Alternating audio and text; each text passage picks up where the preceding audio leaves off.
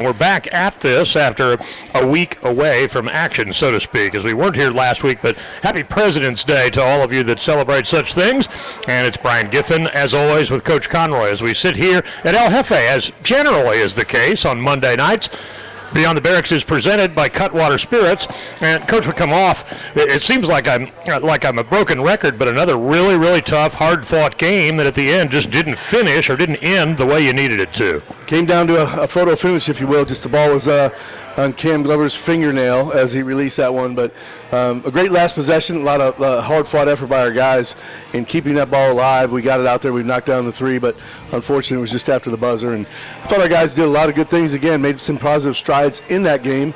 A little disappointed, in the first half we had a 10-point lead, and we did some things with our margin of error that we can't do. We had a couple, turnovers, but more importantly, it was a transition defense, and us getting back. We really pride ourselves on that, and we didn't do a very good job in that spell. And then just a couple possessions where we had our foot on them, on their throat. We just got to go for the kill and try to get this thing to a 15 or 20-point lead, and we didn't do that at that point. But again, like you said, hard fought. Guys played really hard, made some strides. Some guys continue to play really, really well, and it's good to see. Are these kinds of things, the little things like this in games that will get you, are these all part of what we've talked about all year at times, that learning how to win and kind of understanding, what it takes to close the deal and finish the game? No question. And every team has a different formula, and that's the challenge. There's not one way to play basketball. There's not one way that's right or wrong. It's about getting five guys and then a whole program to play as one to the way they need to play. You look at St. John's right now, obviously, watched any of the Coach Pitino's games very closely and rooting for them. And they are a poor three-point shooting team, a poor shooting team from the field. They'll end the game with 55% from the free throw line and 25% from three and 35% from the field, and still get the win because they get more possessions because they rebound like crazy on both ends and they turn you over with their press. So they have a whole different formula. This team for us, we have to take better care of the basketball. We've been doing that lately. Last three games, I think we're averaging under 10 turnovers a game. So that's why these games have gotten closer, because we're doing a better job of that, and we need to, because we don't have the rim protection that you might have if you have a 6'10", 6'11" shot blocker behind you. So we have to be more solid. Can't give you free points in off turnovers. Rebounding-wise, it'll always be a little bit tough for us on the offensive end, but on the defensive end, you can control that a little more if you can force where the shots are coming from and then be in position to box out and rebound. And we need to do – we've been a little inconsistent there lately. And for this team, that's part of the formula that needs to happen. Right. Because when you give up too many free rebounds, you foul too much, and you start allowing guys to get to that free throw line. Both of the last two games, we fouled too much in the second half. We need to be more disciplined there. I thought you guys did a pretty good job of not only containing, to whatever degree, Bernard Pelote. We've talked a lot about the level of player that he is, and he's kind of a playmaker for them, so to speak. But between he and Vernon Collins, and admittedly, both those guys got into foul trouble too, but you guys did a pretty good job on those two for the most part, defensively in particular. No, I would say that's one thing about our guys. I think they have been great all year. We've been pretty consistent about taking away people's number 1 and 2 options, and the guys follow the scouting report. They follow our preparation. They're very detailed that way. And then can we, especially when you're at home, I always look at home and road.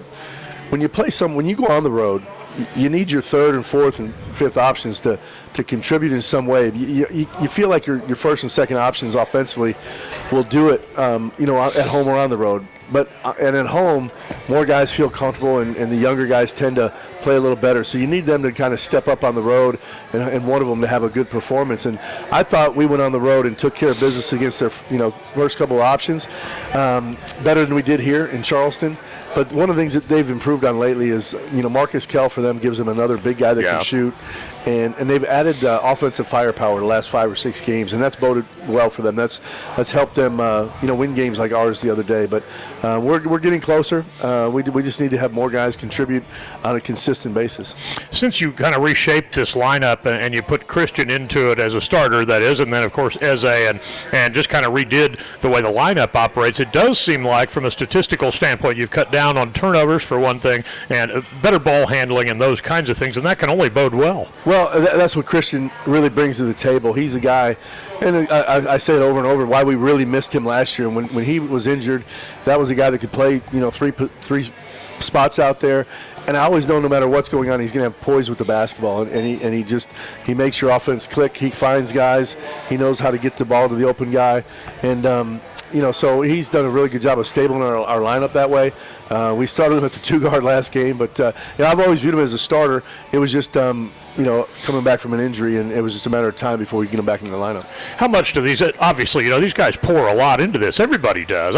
It's kind of a thing that fans, I think, sometimes don't realize. But when I've been around football teams, basketball teams, whatever it is, when you're having a tough year, it's almost like you're really just working that much harder. Everybody is, because the whole goal, after all, is to get over the top. It's almost like you work harder when you're struggling than you do, and it's hard work. Period.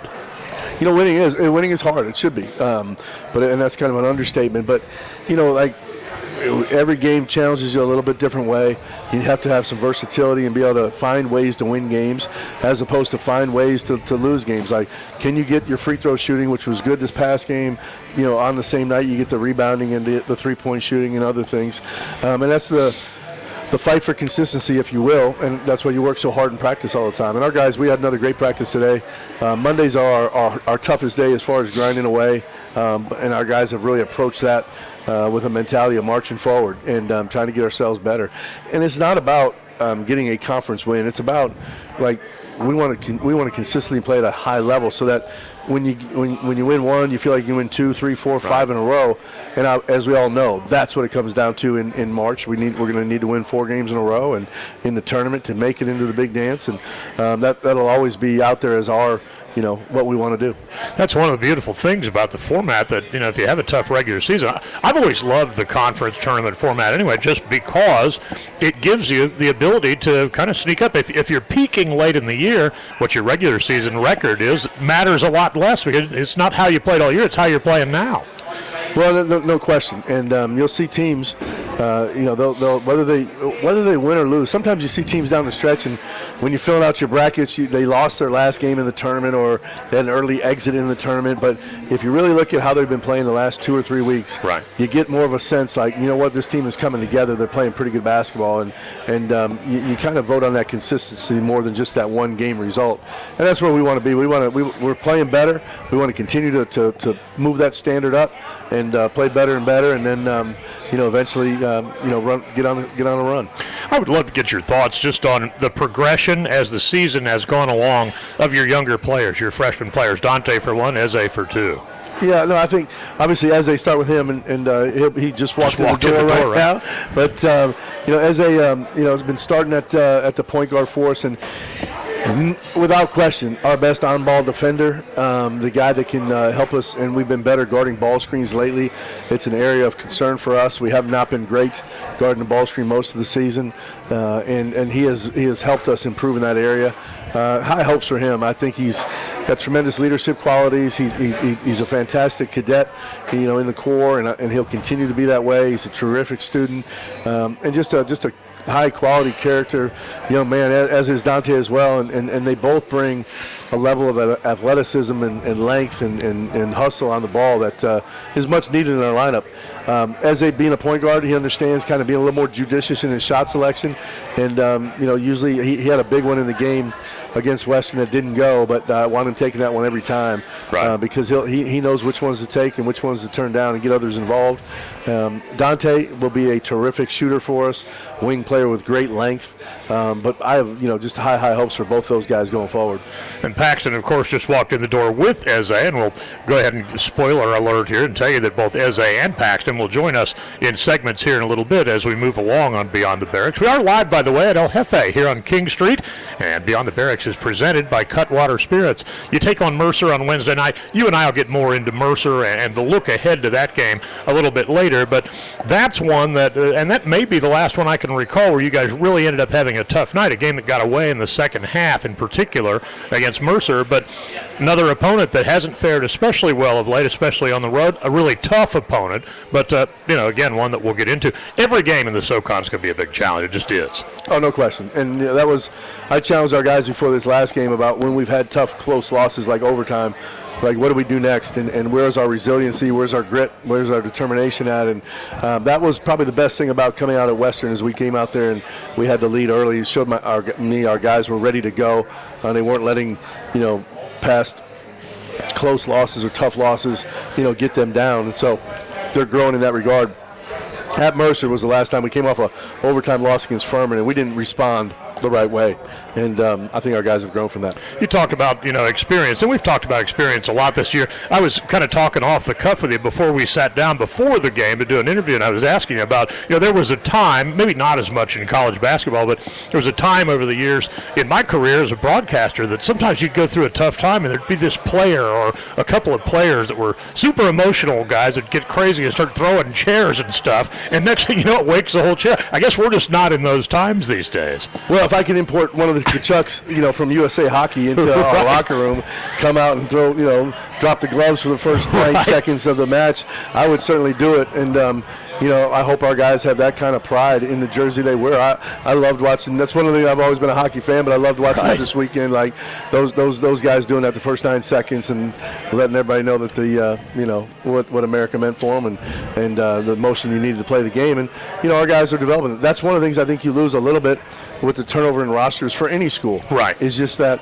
Not so much like the pride in the name on the front of the jersey, because guys come from all over the country. Sure. And they don't have a long association. But but again, I think in basketball, because we do play everybody twice in our league, I don't think it takes too long before you start to develop, that taste for a rivalry, if you will. Yeah, and emotion's a big part of the game after all. And sometimes when you can channel whatever frustrations you have and take that emotion on the floor, as long as you do it with some control, I guess, it can give you a big edge. It can. Again, I was just going to comment. We have a great crowd walking in here tonight. I keep looking over there.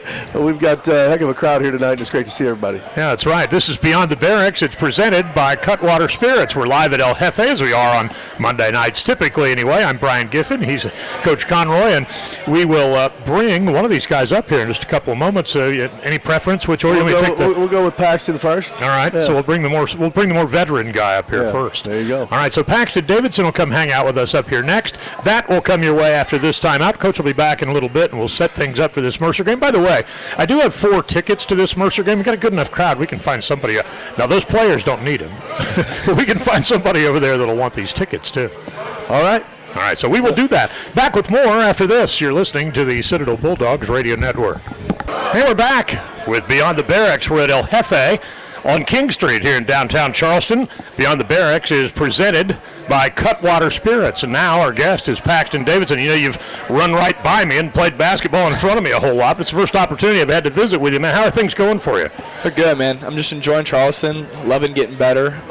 Getting to spend time with the guys, so I'm really enjoying it. We can't hide the fact that it's been a really, really tough stretch for a while. Yeah. But honestly, the last handful of games, especially like 7 of the last 8, whatever it is, you've really been right there in a number of statistical categories. It's one little thing here, one little thing there that's made the difference. And it just goes to show you how hard it is to win, doesn't it? Yeah. There's a lot of things that we can get better at, and you can pinpoint them. But I think for us, it's just coming together cohesively and playing as hard as we can, because playing with a lot of effort makes up for a lot of things. And I think Coach has been telling us a lot.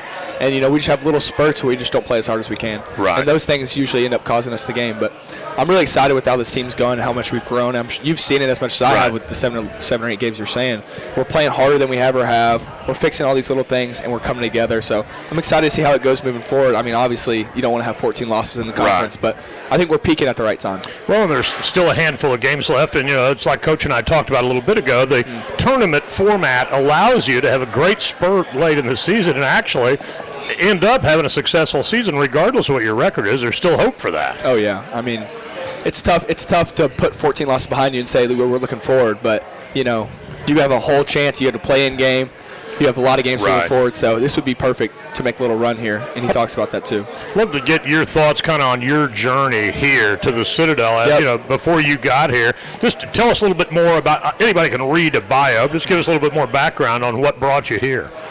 Well, it was interesting. I was at Lipscomb for 2 years, if you know your knowledge. Nashville. And right back in the heart of home, yeah, right from Nashville. So it was good to be at home for 2 years and grow a little bit in college.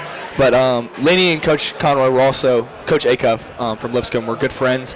And Declan, his nephew, Coach's nephew, was at Lipscomb as a manager. And so I kind of had an in a little bit already. And Coach and I just grew a relationship from there right when the portal opened. And he was like, we'd love to have you here. And I was like, man, like I would love an opportunity. So it kind of just grew from there. And then I came on a couple visits, and I was like, I love it, so let's do it.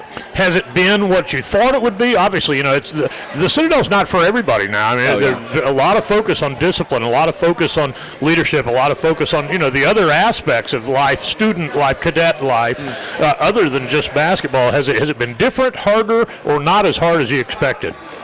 It was a little bit what I expected, but also, if you talk to my parents right now, they'd say he's grown so much maturity Right. since being here, because I'm living my own now.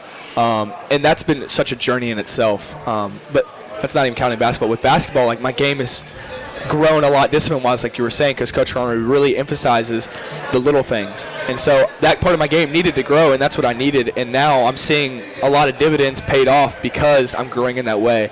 So I would look at myself from a year ago and say, like, man, that's a completely different kid.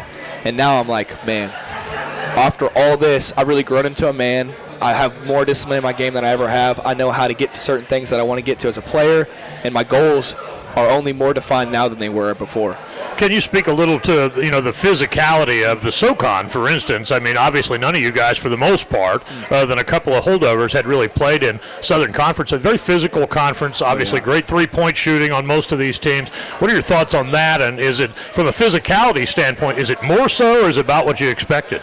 It was a lot more physical than I expected, honestly. I mean, he had told us before that the SoCon was a big three-point shooting league and that there's a lot of length and athleticism, but I really didn't think coming from the ASUN it would be all that different. I mean, Right. ASUN and SoCon are pretty comparable in matchup-wise, guard-wise, and post-play, but the physicality on the little things like offensive rebounding, defensive rebounding, on-ball defense, like those things really grew from ASUN to SoCon, which has been kind of difficult for me to go from not playing a whole lot of minutes to being here and playing a lot of minutes. Those were things I had to grow through as a player, and that's been really challenging at first. But now that I've grown into a player that, you know, sees that and respects that, I can match it when I play defense, but also get used to it and grow from it. So it's been a good journey. One of the things that has stood out watching you play is that among a bunch of guys, and look, there's nothing wrong with it either because everybody's different in their persona, but you've stood out on the floor as one who's likely to get jacked up and be animated. And, man, that's a good thing because your teammates feed off emotion.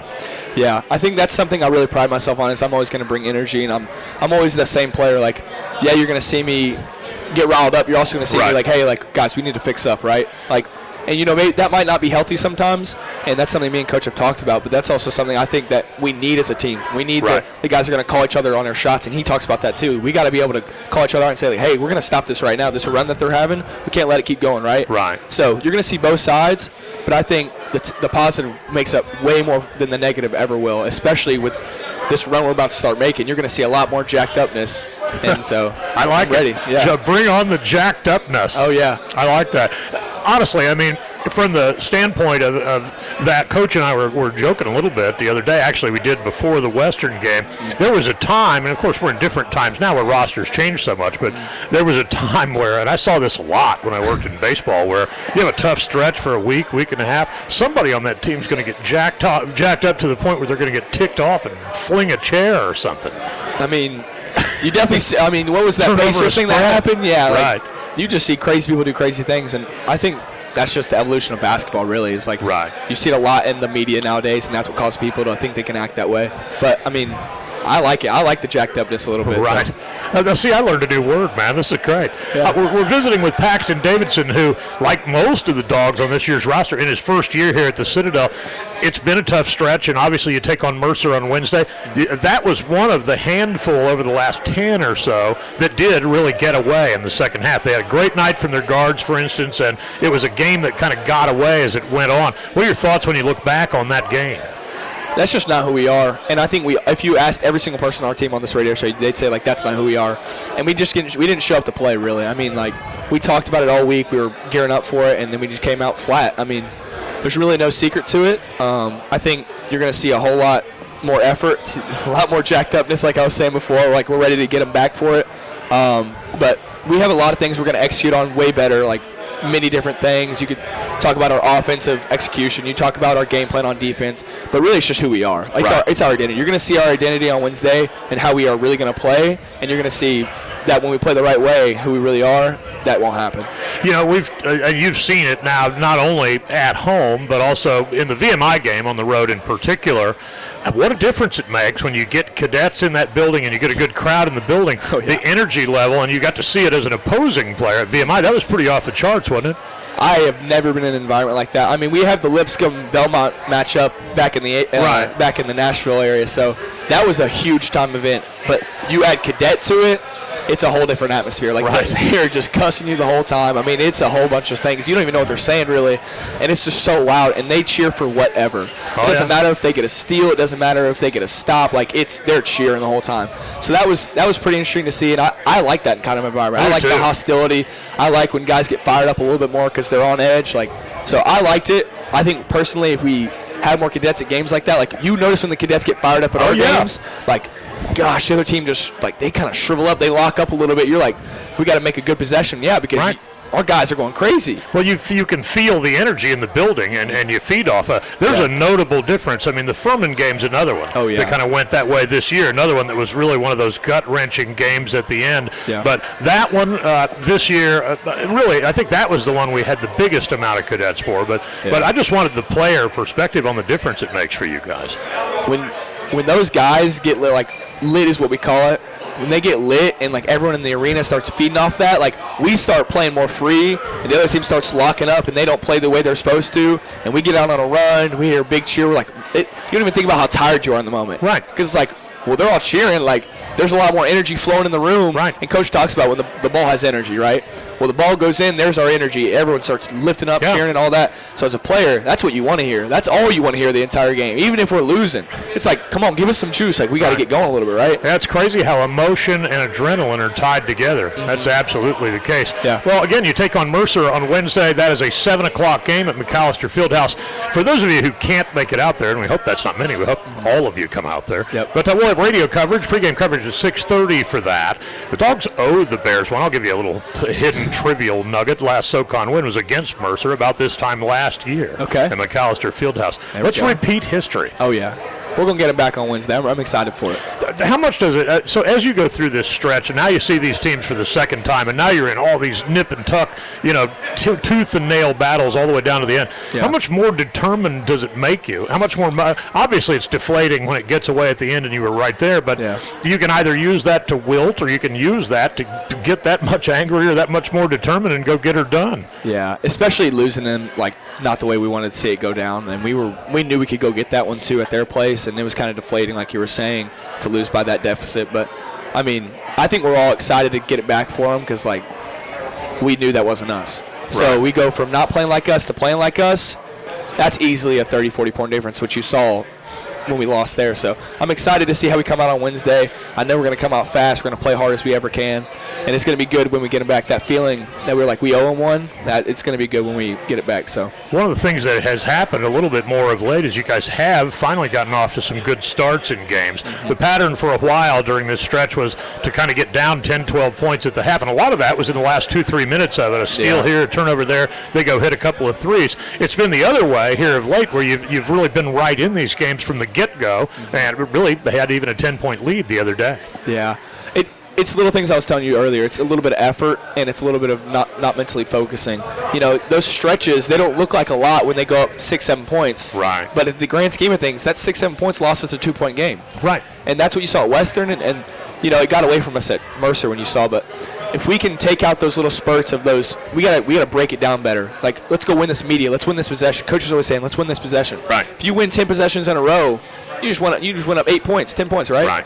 So we got to break it down. We got to focus more mentally, and really just go out there and play our hardest, and we'll be just fine. Honestly, with the histories of a lot of the guys on this roster, and of course all I can do is read stat sheets and bios and stuff when you guys are assembled, but I would have thought that you guys would have been a little bit more consistent of a three-point shooting team. Yeah. Not saying it's necessary, but it would have helped in the grand scheme of things just because. Doesn't mean you got guys that can hit him. Oh, yeah. There's just not been anybody that's that one guy. Christian a little bit of late that kind of tucks off in the corner and just starts knocking him down. Yeah. But that helps a whole lot. You see a lot of that in the SoCon. Yeah, I think our team, like you were saying, we have a lot of guys that can make the shots. It's just tough to get into our rhythm sometimes, and you see that because guys are playing a little hesitant. They feel like they don't want to cause us to lose the game. I mean, when you go 0-14, guys are questioning how they're really playing. Right. And I mean there's no secret to that. I mean, everyone goes through it as a player, and so even I, for a little bit, was like, "Dang, am I really not that good?" Well, no, it's not that. There's realism in this, right? So I had to get back to the basics a little bit, and that's what happened to Christian. Christian came back from a knee injury, and now he's playing again. He's getting some rhythm.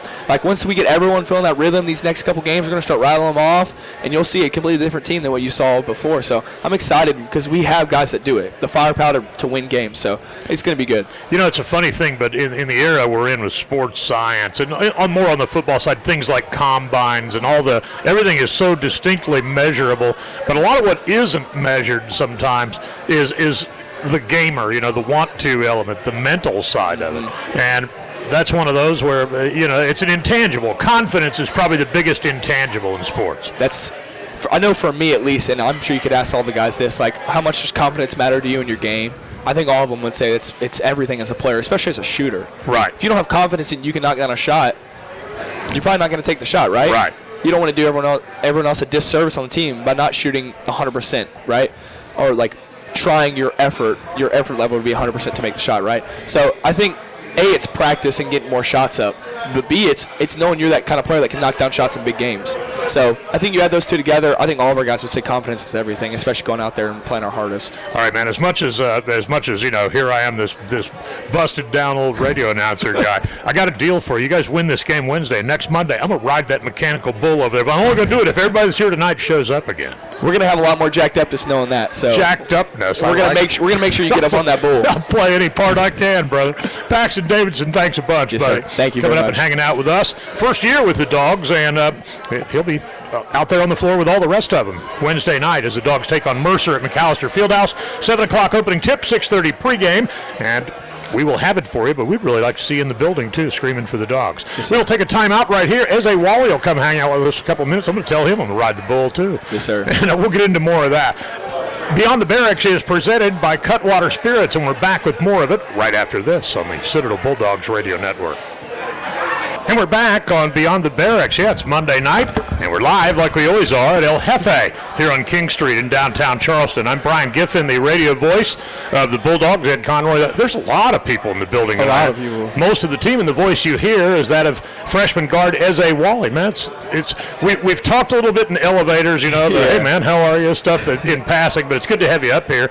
Love to get a little bit more of your thoughts. The season of late, you've started to get significant minutes in games. I'd just like to get your thoughts on how your season has gone from when it started back in November to now. Yeah, I mean, early on, I had a little bit of confidence coming in. I wasn't ready for the game of the speed, but I thought coming as a freshman, you're confident, then you can take on the world. But I had a little rough patch.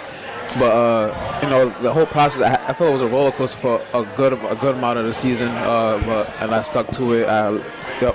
We'll pull it up there. There we go. Listen to the coaches. I try to keep my head straight. Go hard in practice. Learn every day. That was my whole process this whole time.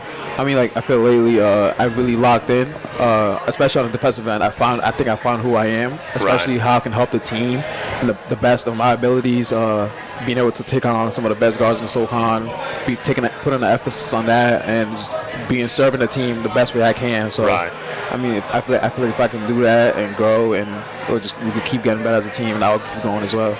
As a freshman, I'd love to get your take as you sit here now, late in February in your first year, on the differences from a physicality, speed of the game, night and day, right? Oh, it's very night and day. I mean, coming from high school, I played out of prep school where the level was pretty high, and like I said, coming in, I thought I was ready for it, but I got a little bumped But I think now, like, I'm figuring out they're slowing down for me. A lot of things are slowing down for me, and I'm slowly figuring it out. And I think I'm getting very comfortable now. You know, it's funny how rosters have changed the way they're constructed, and nowadays they're much more year to year than they used to be. Yeah. But one of the things you'd find in any program's culture, the way it used to be anyway, were guys that had been around 3 or 4 years that had developed in the program, and invariably those guys would end up kind of in mentor roles for guys like you, for instance, as you come along as a freshman. Doesn't mean you haven't had them. It's just a little bit different. Are there guys on the team that you've looked up to and guys that have been enormously helpful or more so than others, that kind of thing, as you've come along? Yeah, absolutely. John Adams, Shola. A fellow New Englander. Yeah, exactly. Fun fact, I've actually known John for a long time, so when we came here, it was great. But Cam Glover, I think a lot of people don't know this, but he's a guy that helped me a lot. Even when I took on the starting role, he was still teaching me things, the little things, picking up little things. I'm very grateful for that guy. But John Adams talking to me not just about basketball, but about life. So I've been learning from those guys. Shola, I think those three guys have really helped me through this process. What is the one thing that has stood out for? I mean, you come from high school and you're in Division I here, after all. What is the one thing that stood out for you that's maybe beyond how tough you thought it would be?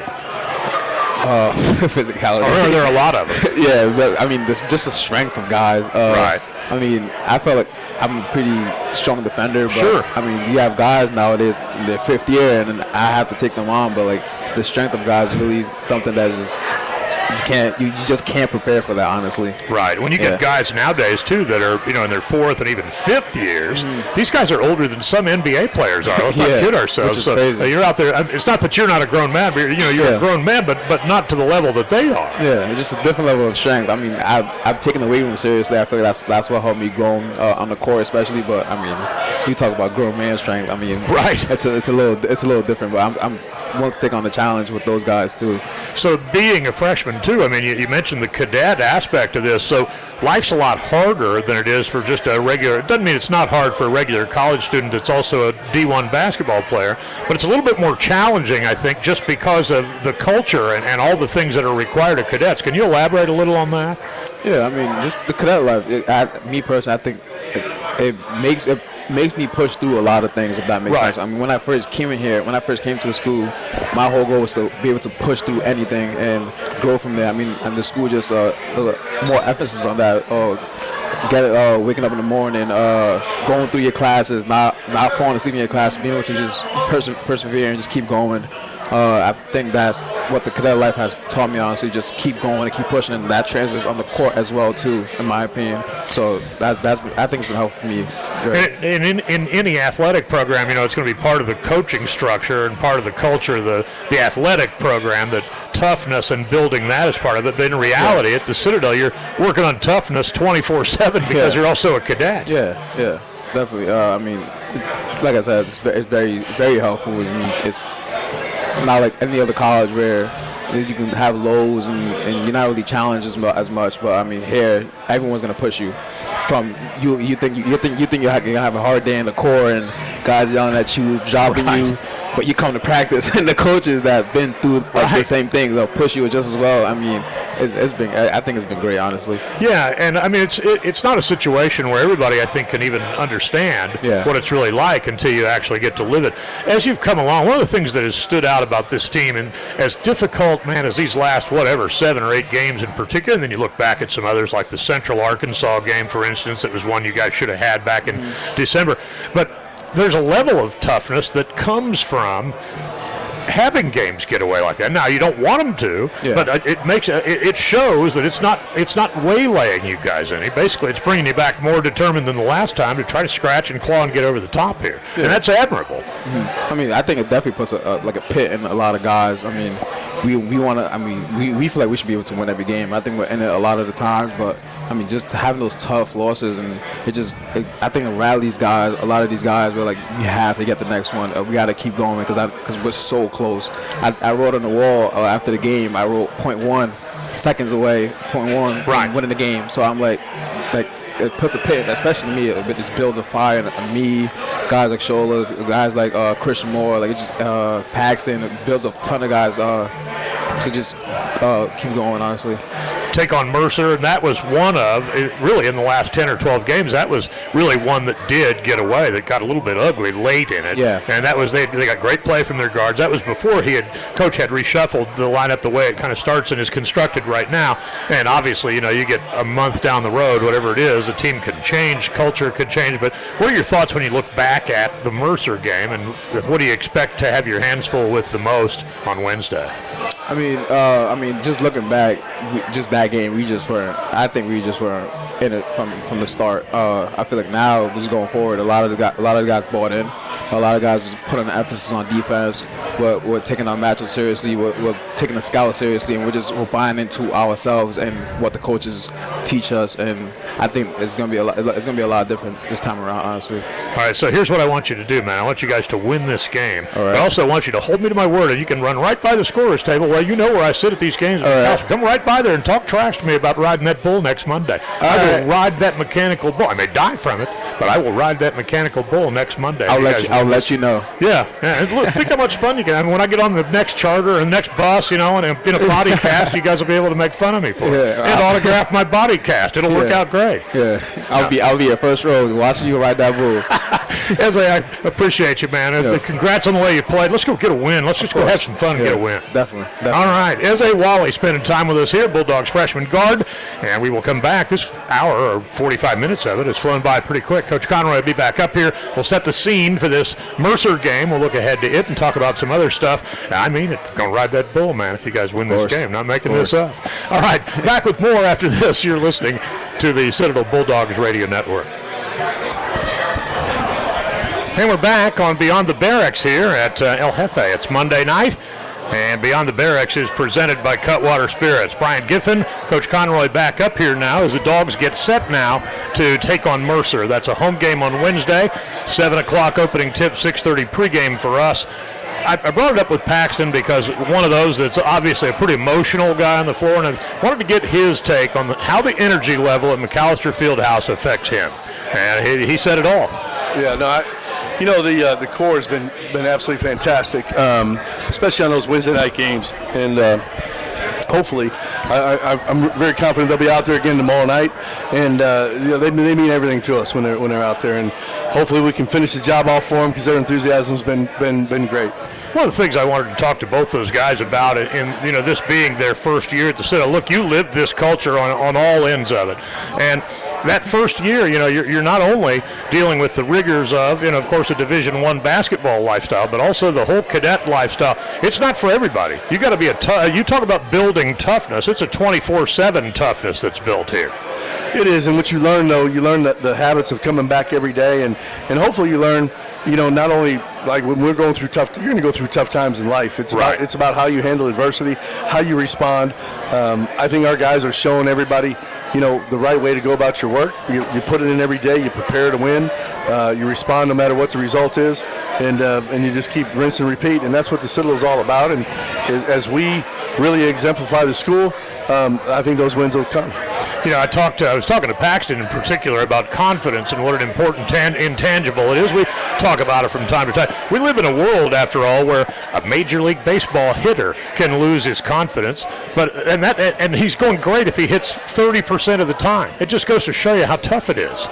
No, it's Coach Knight used to always say that the mental is the physical is as 4 is to 1, and he's a guy growing up in the Midwest and following all those times, and helped me hire my first staff at Francis Marion. I just a coach that I always thought he was one of the best teachers we've had, but that was his big thing was 4 to 1, mental to physical, and I think that's really true. He was way ahead of his time in the 70s and 80s when he was really building Indiana into a powerhouse of what basketball and all sports would become, because it is so much about the mental. And there were so many fundamental aspects of his approach too, and how important and how much he hammered and stressed on those fundamental things, even in an age of all the flashiness and all that stuff.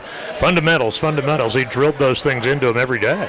He did, and they're still important today. And that's what we try to do. We had, like I said, we had a great practice today, and really focused on. I made them take off the opponent's jerseys and all the scouting report stuff we had out there.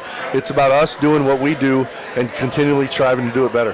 What other coaches, as you have come along in this profession, obviously there's a lot of them that are your colleagues that are other places that for one reason or the other, places you've worked together, you like their approach, that you look up to and have, the greatest admiration for. But let's face it, all of you guys, it's a very, very tough profession. I mean, it's a constant grind, and there's a whole lot of mutual respect among all different levels of it. Well, I've had a lot of coaches that I've been blessed that have been great to me, but I would always start with not only the coaches that I worked with or for, but then who did they learn under, and that becomes part of your family. Right. And when you say, Coach Les Robinson, and he, oh, by the way, he played for, Coach Everett Case, right there, there's two legendary names in the Southeast in basketball. And then you say, I worked for Buzz Peterson, and he played under Dean Smith and was with Roy Williams and those guys, and so you become part of that family. And then I worked with Joe Contafio, and Joe Contafio was, with Morgan Wooten at Tamatha, right, the best high school coach of all time. And then. It just goes on. Richard Pitino and his dad, Rick Pitino, who right now, he's shown everybody that he is, maybe as great a college coach or basketball coach overall as there's ever been. Right. And, so it just goes on and on. Jerry Stackhouse, another North Carolina, obviously with Coach Smith. So just great guys that have been around, and other ones that have really taken me under their wing, whether it was Pat Summitt at Tennessee or Rick Majerus at Utah, Dick Bennett, Tony Bennett, that family, other coaches that have been just fantastic to me and sharing their knowledge of the game with me. I've been very blessed in my whole career. It's like anything else, too. You never really stop learning in this business because you constantly have to adapt. You constantly have to innovate. You constantly have to keep up with this and keep up with that. Well, and the number one thing is the players. And so you're dealing with, new players every day. And Coach Wooden, he was another one that really, shared a lot with me. And what he shared with me was spending time and thought on the players that I'm coaching as opposed to the X's and O's and some of the other things and the importance of that. And that's why you see, half our team is here tonight. But love spending time with these guys and pouring into them. And you just never know. I'd rather have a better player than a new play in March. And right. That's always been our philosophy. I found one of the things I enjoyed earlier this season, and it was prior to the Vanderbilt game, which admittedly on the floor didn't go especially well, was when Tim Floyd came by. Tim Floyd's another one that obviously well-known basketball coach, NBA, college basketball, and I found it fascinating, his speech that he gave the team and some of his insights that he gave the team. I would put Coach Floyd as one of the all-time greats, and the reason I would do it with him is I'm so appreciative of the time he spends with me, but he has never had just ready-made situations. He's always had to be creative, whether it was in recruiting, whether it was in his X and O approach, and I think that's what Jerry Krause saw in him. As far as he just, he was able to win with a really small team at times. He was able to win with a big team at times. Whatever you gave him, he could figure out a way to win.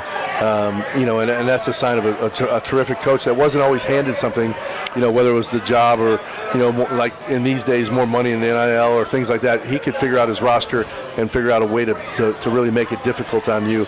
I always said playing against him when I was at Tulane and he was at UTEP, he always made us play left-handed. Right. You just were not going to be able to play to your strength. Right. If you had two guys out there, he was going to take them out of the game, and he learned the game from Don Haskins, who's another legendary coach. That's who really kind of mentored him a little bit, and others. But I always thought Coach Floyd was just a master at that, making you play to your weaknesses instead of your strengths. I've always been fascinated by some of these coaching trees anyway, guys that come off and go here and go there, but these connections that happen that are really, honestly, what you were just talking about with Tim Floyd is reminiscent of the way they've described Bill Belichick in his heyday as a head coach, where he would take away, okay, I can beat you if I take away this guy and that guy. And that really gets down to some of the nuts and bolts of how you develop a game plan. I hear Coach Floyd's voice in my head before every game, and I know it's the voice of the Bear, Coach Haskins, who was, Glory Road and that whole thing. But, he always talked about, 2 for 60. Two players are going to probably do 60% of their scoring tonight, and can we take those guys away? Right. What do we need to do to take those guys away? And, like when we come off of a game, at Cullowhee, and they had two guys on the bench, scoring double figures. Right. And that really, really hurt us. Right. Those two guys on the bench coming in and getting 20-some points. I think their bench scored almost 30 in the game. That's tough. Obviously, we try to adjust for that during the game, and we make game adjustments. But, I'm always thinking about trying to take away your two best players. Because, like I said, I hear Coach Floyd and the Bears' voice in my head. Right. And we did that. Our guys did that, and they've done it on a consistent basis many times this year.